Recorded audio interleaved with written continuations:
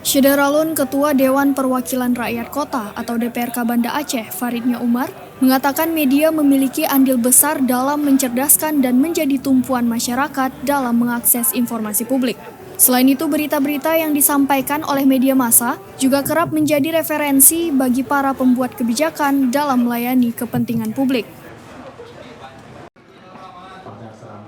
Hal tersebut disampaikan Faridnya Umar saat menyambangi kantor harian Serambi Indonesia pada peringatan HUT ke-33 di Menasamanyang, Kecamatan Inginjaya, Kabupaten Aceh Besar pada Rabu 9 Februari 2022. Farid berharap Serambi Indonesia terus bertumbuh dan berkembang sebagai salah satu media yang terpercaya di masyarakat.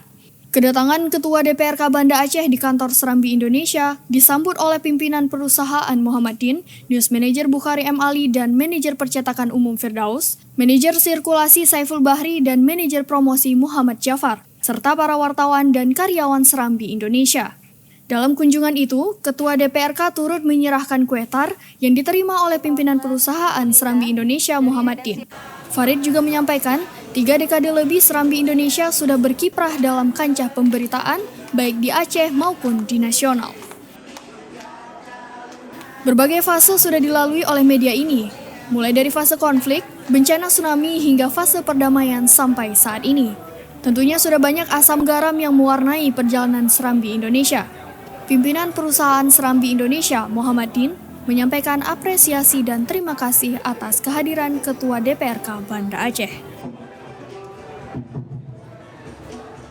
Karenanya kami mengucapkan selamat ulang tahun yang ke-33 Harian Serambi Indonesia yang telah eksis mengabarkan, beritakan kepada masyarakat Aceh khususnya sejak 9 Februari 1989 sampai dengan hari ini 9 Februari 2022, tepat 33 tahun usia Serambi Indonesia.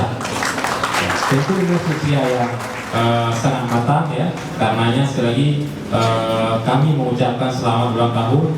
Mudah-mudahan Serambi akan tetap eksis, semakin eksis, semakin dipercayai masyarakat dan bisa menjadi yang terdepan dalam memberitakan informasi kepada masyarakat dan nasional serta internasional.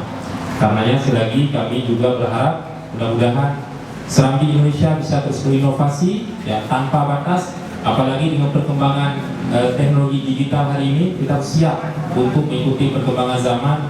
Dan karena hari ini di Banda Aceh dan sekitarnya didominasi oleh anak-anak milenial, tentu konten-konten yang dihadirkan oleh Serambi juga harus mengikuti selera anak milenial. Dari Banda Aceh, Henry, Serambi On TV.